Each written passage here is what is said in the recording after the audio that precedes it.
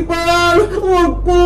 Huwag kayong makinig kay Princess! Magalit sa akin si nanay! Bilang isang principal, Bebang, nakapag-desisyon na ako. Yung ginawa mo kay Princess ay maling-mali. Bilang parusa, ikaw ay... Principal! Si Bebang po! Pagkaroon niyo na po dito siya sa school! Pasaway po siya! Pero Principal, si Princess po yung nauna eh! Inaway niya po ako! Bakit pa kayo sinisisi mo, Bebang? Ikaw naman talaga may kasalanan ah! Huwag niyo po magtanggalin sa school, Principal! Si Princess na lang po tanggalin niyo! Lagi po siya nangaway sa school! Hoy! Ako po talaga yung papa-expel mo, Bebang! Dapat ikaw yon! Tumahimik kayong dalawa! Nasa harap kayo ng Principal! Ang ingay-ingay yung dalawa! Ano ba nangyari, Princess? Ikwento mo sa akin! Kasi po, si Bebang nagbigay ng crayonball sa may classroom, pero yung binigay niya sa akin, may kalamansi, ang asim, nakain ko po. Deserve mo naman yan, Princess eh. May kasalanan ka sa akin nakalang araw. Tinapo mo yung binibenta ko itlog-itlog, kaya naghiganti lang ako. Nang nakalapay, Bebang, wala na yung bilang. Pero Bebang, totoo ba yung sinabi ni Princess? Pinakain mo siya ng crayonball na may kalamansi? Kasi po, Principal, huwag ka na magpalusot! Sabihin mo na yung totoo! Balak mo talaga ako pakainin ng kalamansi para mapahiya ako! Nagpapaliwanag pa ako, Princess! Pagsalitain mo naman ako! Totoo naman ah! Ito yung binigay mo sa akin oh! Kaya mo lang may kalamansi! Bebang, nagsabi ba ng totoo si Princess? Ginawa mo ba yung binibintang niya sa'yo? Opo, inaamin ko po. Binigyan ko po siya ng crayonball na may kalamansi. Kita niyo po, umamin na si Bebang. Kaya tanggalin niyo na po siya dito, Principal, sa school. Ayoko po siyang makita. Principal, huwag po. Huwag kayong makinig kay Princess. Magalit sa akin si nanay. Bilang isang Principal, Bebang, nakapag-desisyon na ako. Yung ginawa mo kay Princess ay maling-mali. Bilang parusa, ikaw ay... I-expel! I-expel! I-expel si Bebang! Nagmamakawa po ko sa inyo! Huwag niyo po akong paalisin! Gusto ko pong mag-aaral dito!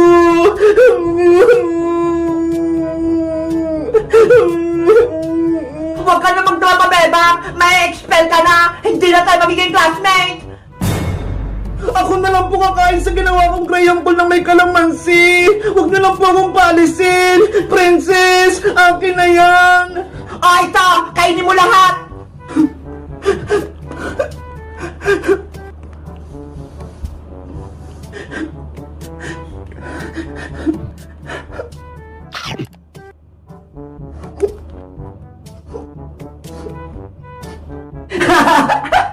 Ano? Masarap pa, Bebang?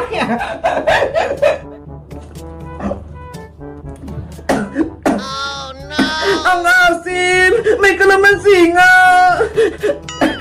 Bebang, stop! Huwag mo lang ituloy kainin yan! Nakita ko naman sa'yo, nagsisisi ka na sa ginawa mo kay Princess. Bibigyan na lang kita ng malit na punishment. Talaga po, Principal!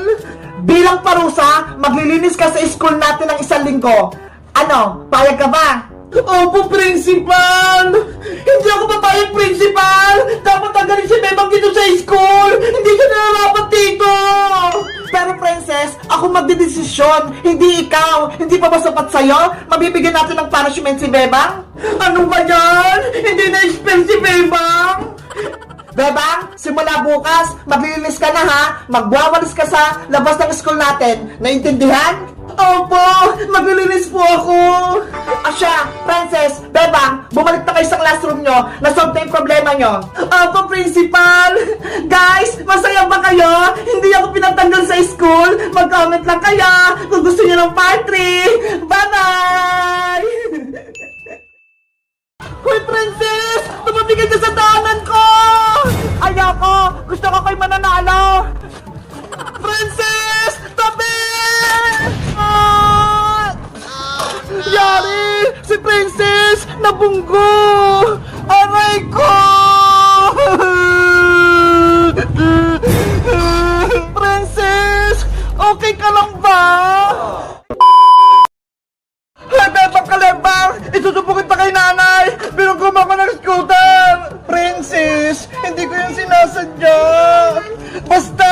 Malalagot ka kay nanay!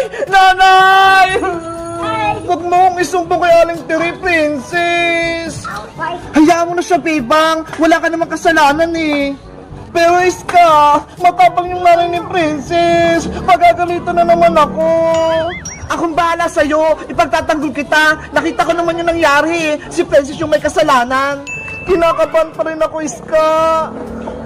Huwag mo nang isipin yun! Maglaro ka na lang ulit! Sige na nga, Iska! Pero muna connect tong scooter mo, ha!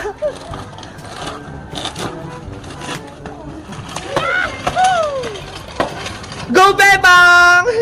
Nanay! O, Francis, anak! Ano nangyari sa'yo? Bakit ka umiiyak? Nay! Nabago po ko! Nasugtog po ko sa kalsada! Ano? Nabaga ka? Sino nakabaga sa'yo? Tricycle? Motor? Truck? Aeroplano? Si Bebang po! Nabugo niya ako ng scooter niya! Si Bebang na naman! Lagi kanyang inaamay! Nay! Pagalitan niyo po si Bebang! Tara! Samahan mo ako! Lagot sa akin yung Bebang na yan! Oh no! Lagot ka na ngayong Bebang! Yo! Ang saya maglaro na scooter! Bebang! Mag-ingat ka! Para hindi ka matumba! Sige, Iska! Dahan-dahan lang ako magtatakbo! Hoy, Bebang! Yari! Bebang! Sa Aling Tiri nandyan na! Lagot ako nito! Anong sinumbong sa akin ng Princess? Binugumura siya, Bebang? Aling Tiri, nagkakaroon lang po kami ni Princess kanina. Kaso, bigla siyang umarang sa daan. Kaya ayun, nabunggo siya. Nako, gawa-gawa ka lang ng kwento, Bebang. Natalo lang kita ng karera. Kaya gusto mo akong bungguin. Pagkit malitong bike ka, binunggo mo ako. Princess, hindi yan totoo. Hindi kita kayang saktan. Anong hindi? Tignan mo yung mga galos ko sa paa, tsaka sa kamay. Sinadya mo talaga yon. Ikaw, Bebang, lagi mong inawis si Princess at lagi mo rin pinaiyak. Aling Tiri, wala pong kasalanan si Bebang. Aksidente po yung nangyari. Naglalaro lang po sila ni Princess. Isa ka pa, Iska. Kaya matapang niya si Bebang eh. Dahil kinakampihan mo, lagi niyong pinagtutulungan si Princess. Hindi po sa ganun, Aling Tiri. Kaibigan ko din po si Princess. Nagsasabi lang ako ng totoo. Kapag isang beses pang inaway niyo si Princess, malalagot talaga kayo sa akin. Bebang, akin ang scooter mo. Pero Aling Tiri, kay Iska po to. Hindi po to sa akin. Akin na yung sabi eh. Oh no! Wala na kayong scooter! Hawak na ni nanay! Aling Tiri! Akin po yan! Huwag niyong kunin! Hindi niyo ito makuha sa akin! Nay! Akin na po yan! Eto na, Princess! Huwag ka nang umiyak! Yay! May scooter na ako! Sa inyo itong bike na maliit! Yung scooter ko! Tara, nanay! Iwanan na natin sila! Oh no! Yung sinabi ko sa inyo, huwag niyong awayin si Princess, huwag niyong kakalimutan!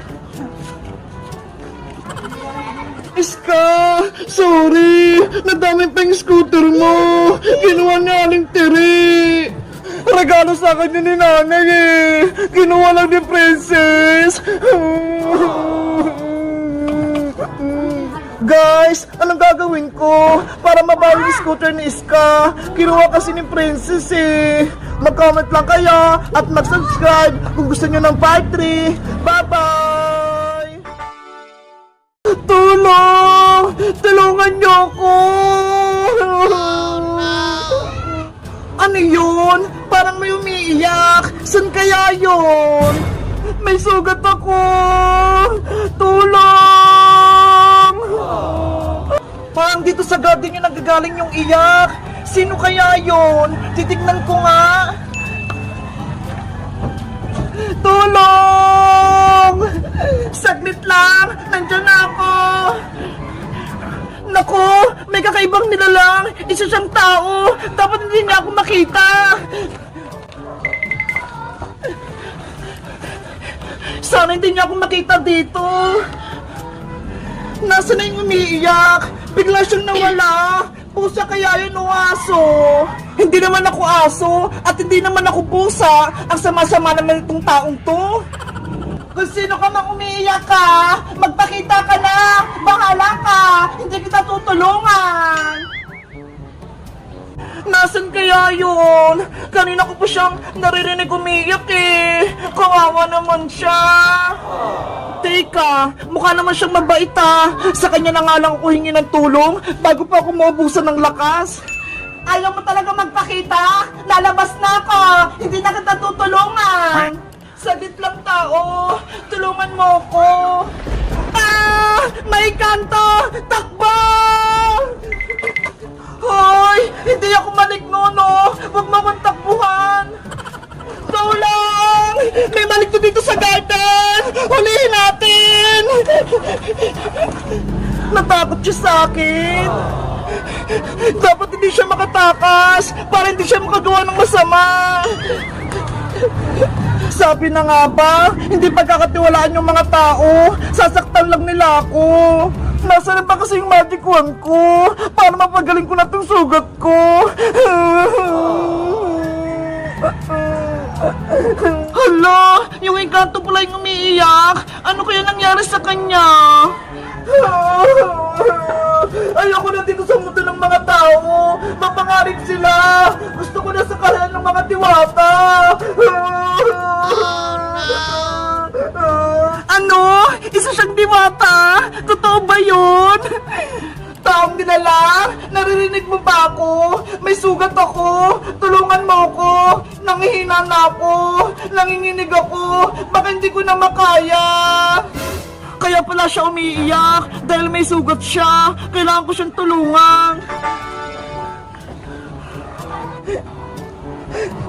Bago kita tulungan, magsabi ka muna sa akin ng totoo. Isa ka bang maligno o isa kang diwata? Ano akala mo sa akin? Isa akong maligno? Kasi may pakpak ka eh. Tapos, ang laki-laki ng tinga mo. Mukha kang nakatakot. Ako si Rafaela, diwata mula sa karihan ng mga nuno sa punso. Ang galing naman! Isa ka palang diwata, ako naman si Bebang, at ito naman si Big Bird. Kinagagalakit ng makilala, Bebang. Aray ko! Ano nangyari sa'yo, Rafaela? Bakit ka may sugat? Kasi may mga malignong humahabol sa akin. Gusto nila akong hulihin. Mabuti na lang nakatakas ako, pero nagkaroon ako ng mga galo sa katawan.